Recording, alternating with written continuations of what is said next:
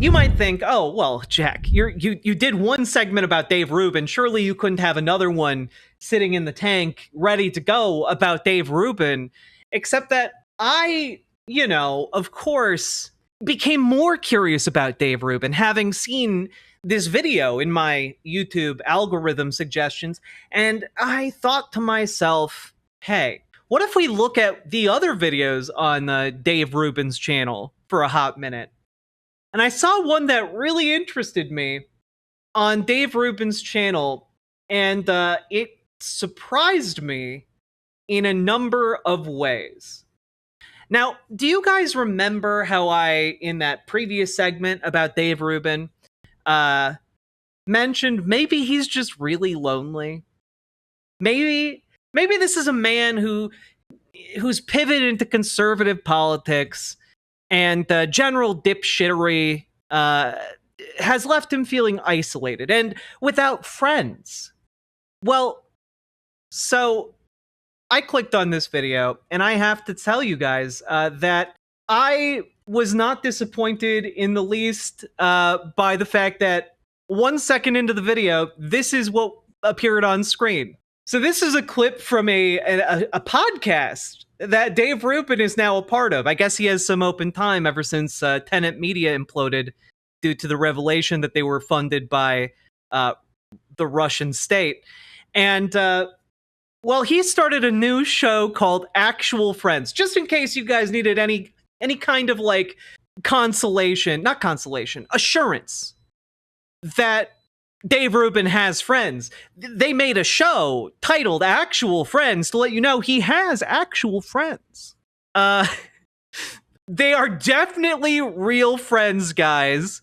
And we're gonna dive into this clip. It's only like 5.5 minutes long, okay? It's titled Sage Steele Stunned by Dave Rubin's Brutally Honest Warning on Zohran Mamdani. And I was just so intrigued by his last description of Zohran Mamdani's politics and his brutal takedown of Zohran Mamdani's politics, which include, that Zohran Mamdani is going to be like Bane from Batman for no reason whatsoever. But let's take a look. Maybe we just didn't give poor Dave Rubin enough time. Okay. Trump obviously is the populist movement on the right, and whether we like he's not it or not, the old school Dems, whether they were good, bad, indifferent, or whatever, they've been completely obliterated by the populist version of the left, which is this socialist, woke, Marxist, whatever you want to call it thing. That doesn't mean I like it. Yeah, socialist, woke, Marxist, all of those mean the same thing somehow, if you squint and ignore any of the context or meaning of words. But I can also acknowledge reality. There's a couple of things here. I mean, one is that I think the future of the world, or the Western world, is that cities and rural areas are just going to keep going in different directions.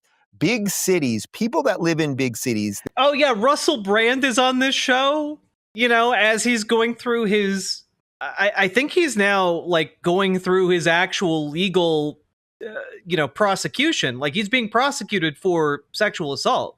So Dave Rubin, just no compunction whatsoever about getting involved in a show like this. That you can make an argument, actually, that in general, if you live in a big city, you need more government, meaning you have more people that literally live on top of you in a big building. Also, there's no one who knows the rural populace like Sage Steele and Dave Rubin and Russell Brand. All of these are obviously people of the land. People who get their hands dirty in the fields. People who go out there and know how to speak to another farmer, talk about crop yields and when it's going to rain next. These are people in tune with the soil of America. Or maybe they're all hopelessly out of touch rich assholes. Take your pick. That live in big cities, that you can make an argument, actually, that in general, if you... There's a 0% chance these dudes are actually friends in any way. Of course they're not friends. These are the least, like, actual friend types of people I've ever seen in my life. Like, they all look so unhappy to be there. Russell Brand already looks like he got put into some kind of prison, presumably in, like, Norway or something, given, like, the nice wood. But, like, it's truly shocking that conservatives will fall for this shit. To be fair, my hands are likely softer than Brand's. Oh, God. You live in a big city, you need more government, meaning you have more people that literally live on top of you in a big building, so you need more regulation. There's more function that a city needs. Where if you live in the rural area, you don't need as much of that. You don't have as much government oversight on things. Yeah, it's almost like, I don't know, I'm just throwing this out there. It's almost like big cities have big city governments that function for the city, whereas a rural town might have a rural town-sized government that operates on behalf of the people in that town with different types of local ordinances and such. I don't know, I'm just spitballing here, Dave. Now, the problem is that once you bring in all of that regulation and you have all of these laws, we know that the state always grows bigger and bigger. It always wants more money. The more tax it takes from people, we're already seeing this, all of these people flee. And then what happens? Except there's no actual citation that Dave can give to prove this. Dave is saying, now imagine you suddenly had to pay a lot more if you lived in this area. Wouldn't you move? And a lot of people, without thinking, just kind of nod along and they go, yeah, we'd move. We'd move to the place where it's cheaper, obviously. Except that's not how it works, actually. The people who tend to leave aren't the rich people being asked to shoulder more of the tax burden, because the rich people can afford to pay that tax and they like where they live. People generally don't want to just up and leave over like a 5% increase in tax. But that's what they say about the wealthiest people on the planet, you know? It's very bizarre. The poorest people in an area leave because they can no longer actually afford to live in the place that they have, like, put down their roots. It's not something they want to do either. So it makes way more sense to alleviate the tax burden on the people who have less in society and increase it on those who have more. Fewer people are actually going to migrate as a result of policies like that. Also, Salmon Moose, thank you for gifting Amber Brains a tier 1 sub. Cities are foundational to human civilization. True. Republicans hate cities. They hate agriculture too. True. Ask Texas. They hate human life too. Ask Texas. We'll be talking about Texas in a little bit. Hello, actual human Russell Brand here. As I am an actual humanish and not a sentient set of crystal wind chimes, my enjoyment of David Rubin, professional homosexual, is real and true. Watch podcast. You know, I bet actual human Russell Brand would be a better human being than the actual Russell Brand. You know, I like whatever alien in a skin suit this actual human Russell Brand is. I approve of their addition to the Riverboat Jack universe.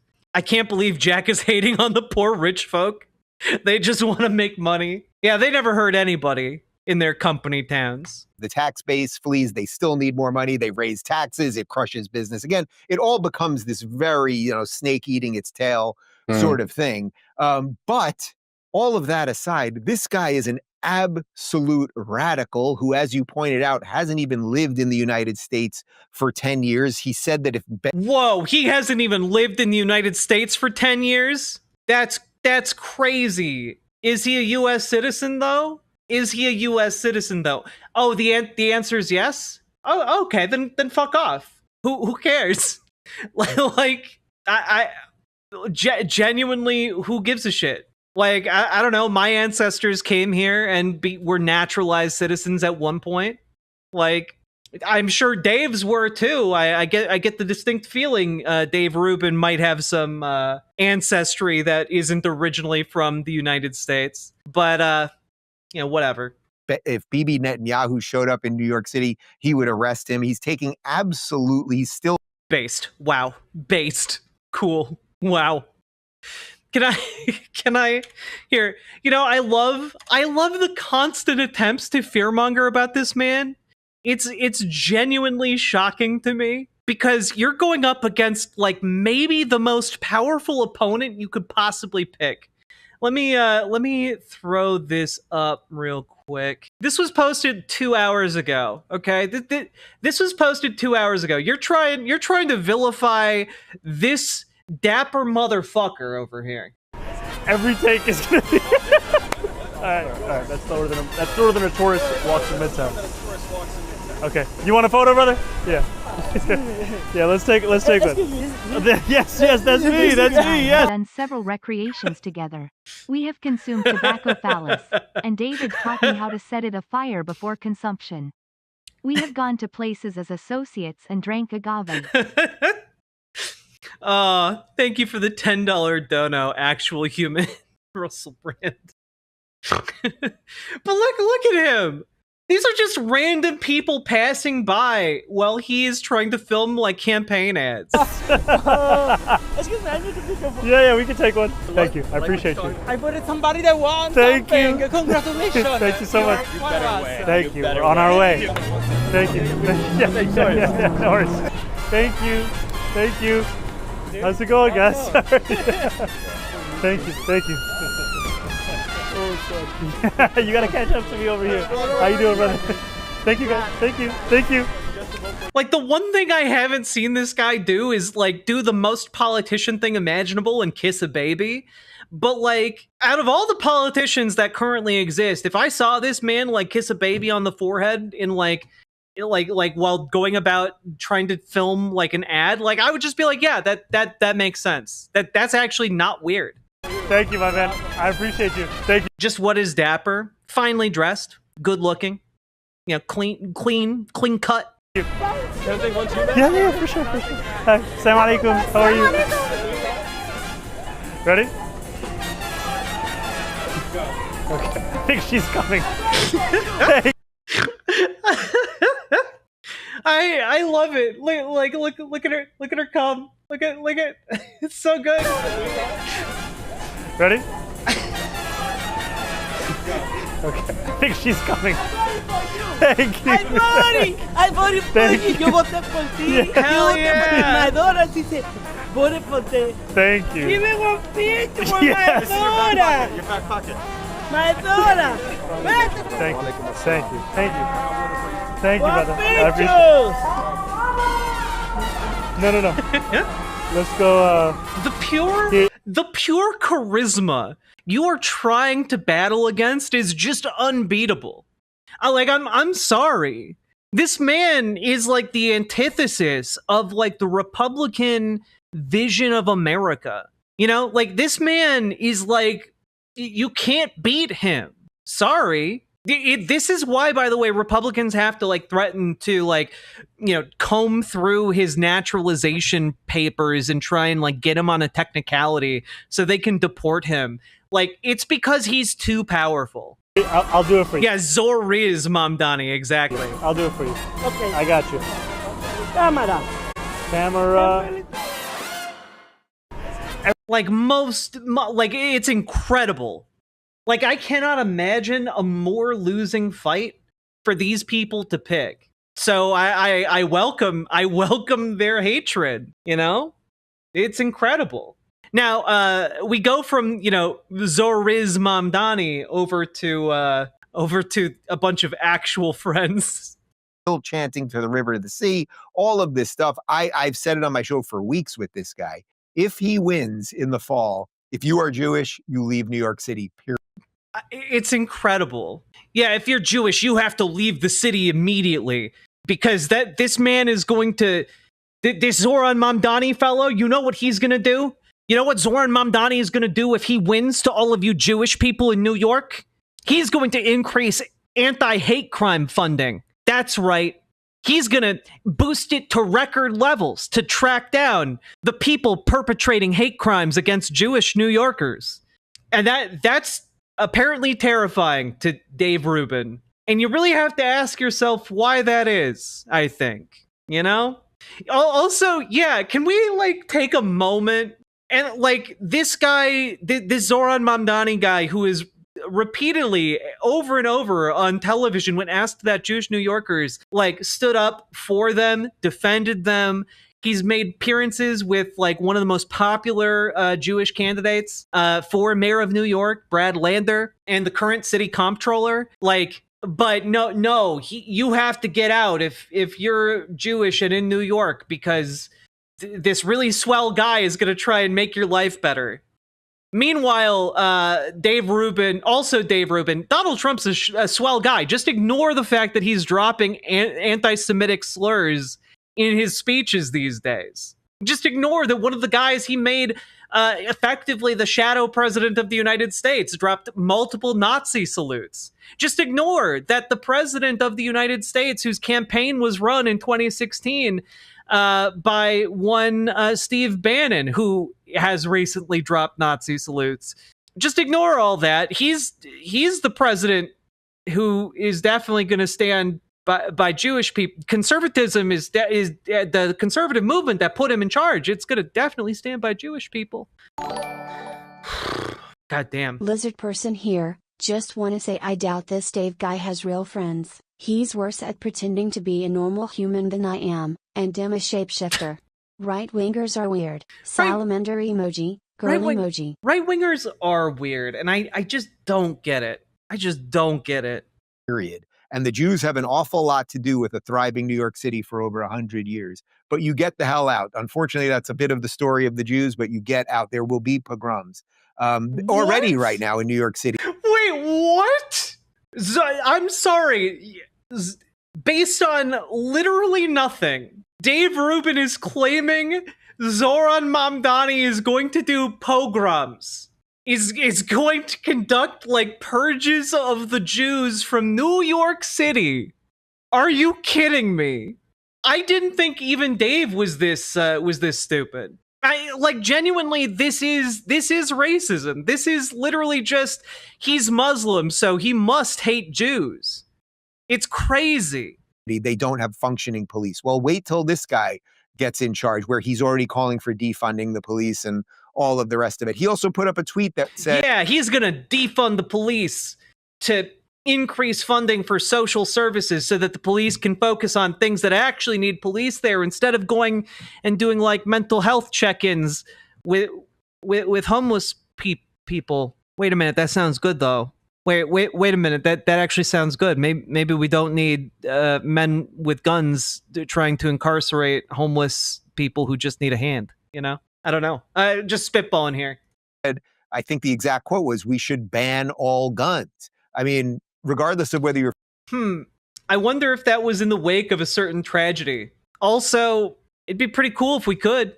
I'm just throwing it out there. Like, guns are fun, but like, if I have to choose between a gun or school shootings, I'd probably like end the school shootings, you know? Oh, was this right after Uvalde? When like hundreds of police officers stood outside of a school and did nothing while a man shot children? This is from the day of the Uvalde shooting. That'll do it. Yeah, you know, I do have to say, if any argument in favor of banning all guns has ever been persuasive, it's the Uvalde shooting, where there are literally something like the 500 cops and law enforcement officers responded to that shooting.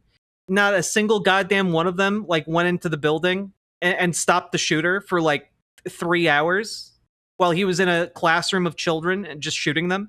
I think that's a pretty reasonable take. I think banning all guns is a pretty reasonable response to the massacre of children. What your feelings are on guns, or the difference between, you know, a semi-automatic and a handheld or whatever. Ban all guns. I mean, no, that's a constitutionally guaranteed right. So he is a radical of radicals. Oh, so suddenly we care about the Constitution now, Dave. Suddenly we care so much about the Constitution of the United States. Not when the president does anything in violation of the Constitution, mind you, but, you know, when a New York State assemblyman tweets something in the wake of a massacre of children, that's when we clutch our pearls. Okay, gotcha.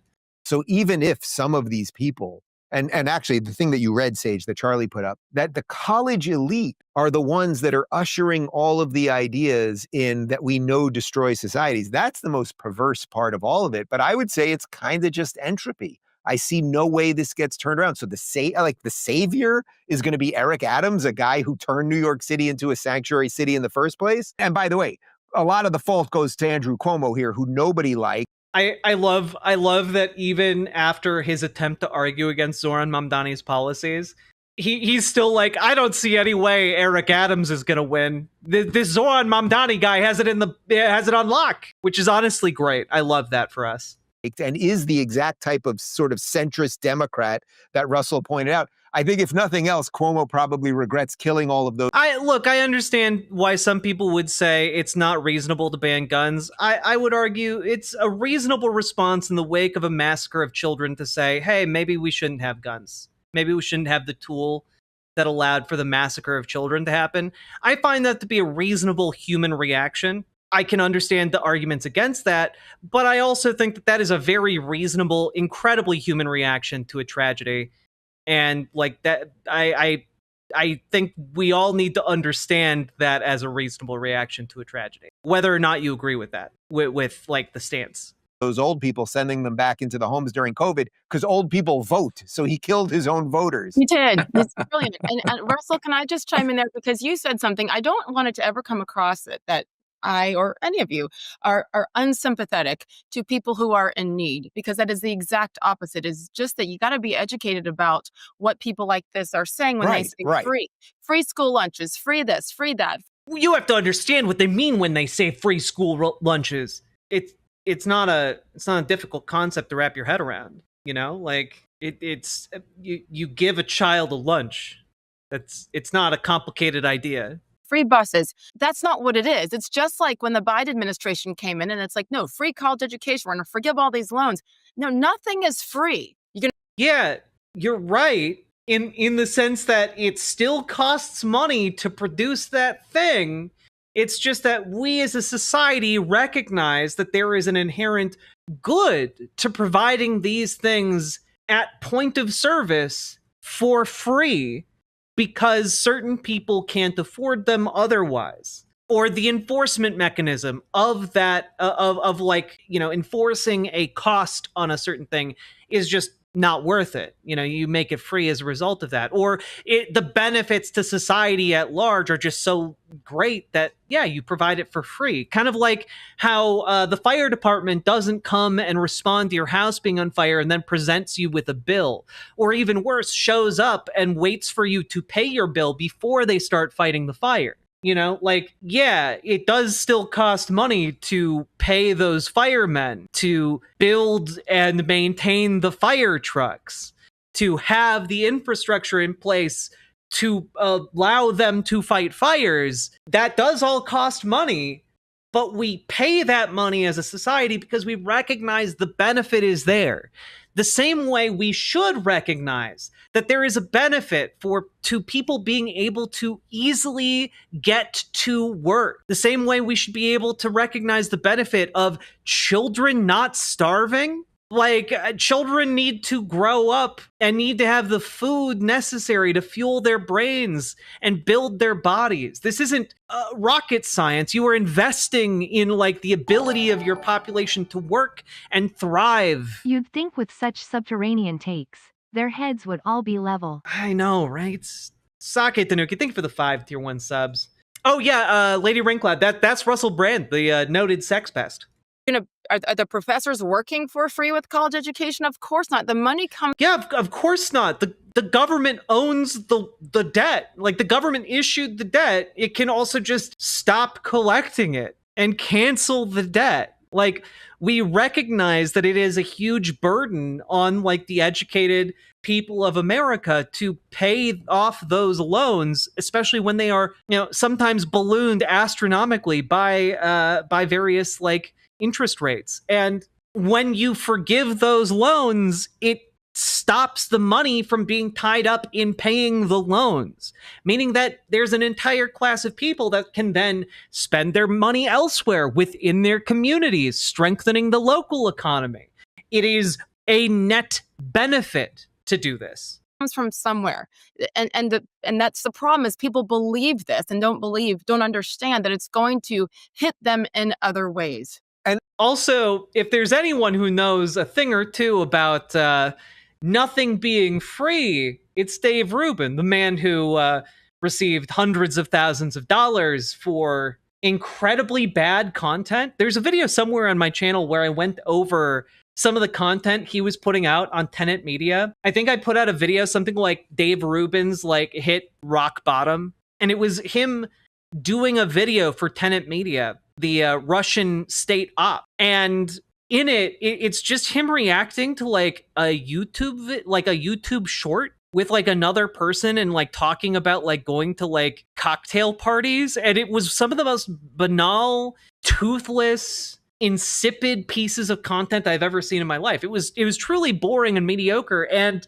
this man was getting paid hundreds of thousands of dollars for it. And I don't know if he recognizes that there's no such thing as a free lunch. Maybe he should have been more suspicious about where that money was coming from, but I digress. And by the way, also show me one program. Again, this is where the left, they're really good at fake empathy. Yeah, show me where the money's coming from. Show me one program. Empathy, as long as it doesn't come at a cost to them. So, you know that someone can check the numbers on this, but conservatives donate something like 20 times more time and money than Democrats do or than lefties do, because conservatives don't always think the state can magically do things. But you know what's really interesting about that number, that figure, by the way? The reason it is padded and phrased exactly like that is as conservatives donate more money. It's largely because conservatives tend to be really wealthy. Conservatives tend to have a lot more money. And also conservatives tend to donate in order to get the tax incentives for donating money. And if you are ultra super wealthy, like say a Bill Gates type, you donate your money to your own charitable organization and then like get the massive tax write-off, but then that charitable organization like goes and invests in essentially your business projects. That's like, it's the philanthropy is all a lie. It's just a way of funneling money to future business endeavors. We currently, the conservative movement just passed a bill that balloons our deficit by like $4.5 trillion. And again, Dave Rubin doesn't seem concerned at all about that, because conservatives donate a lot of money. How are you all gonna like pay for any of these free food for children? How are you gonna pay for it when it comes to ballooning the deficit of America by trillions of dollars, as long as it goes to the wealthiest, most powerful people on the planet? Oh well. That's just how we do things. But show me a government program that really is successful when it comes to getting people off food stamps or out of the cycle of poverty or all of those things. I mean, all you have to do. The child tax credit. The child tax credit is one of the most successful programs in U.S. history of getting people out of poverty. It like cut the rate of child poverty by like 60%. Like to an absolutely colossal degree. Like you can look at other countries, free college education.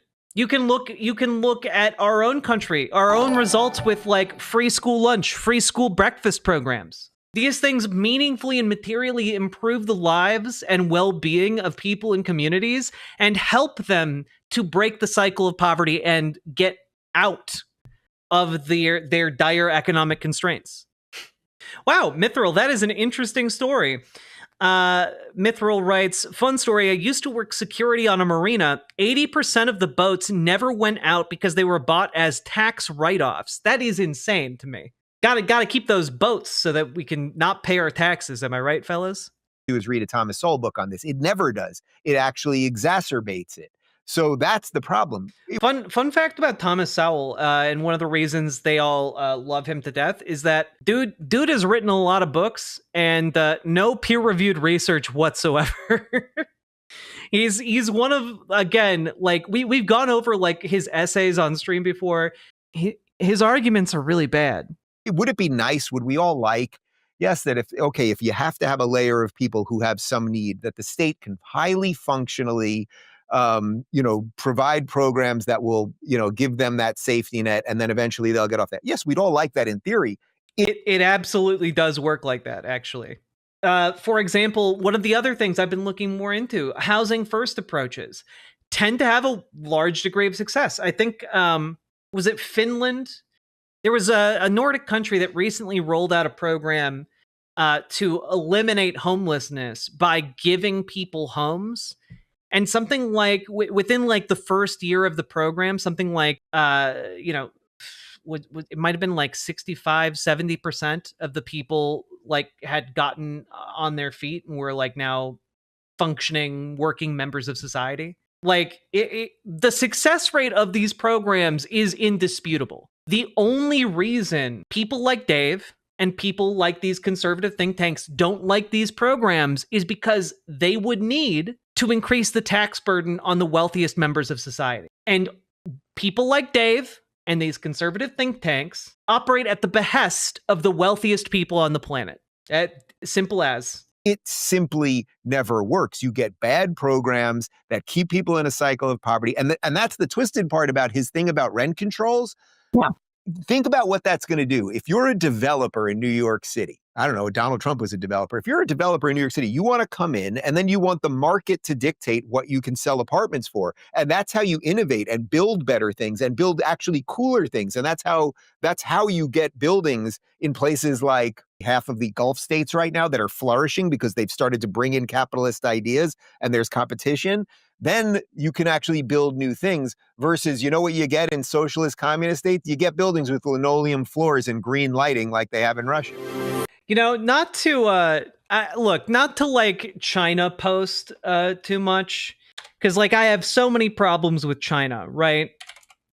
Can I just I'm gonna type in China Cyber City, okay? There's literally a cyberpunk city in China that looks like it's from the future, and it's kind of fucking crazy. Here we go. Here, yeah, what can like, I don't know, government policies do to build buildings?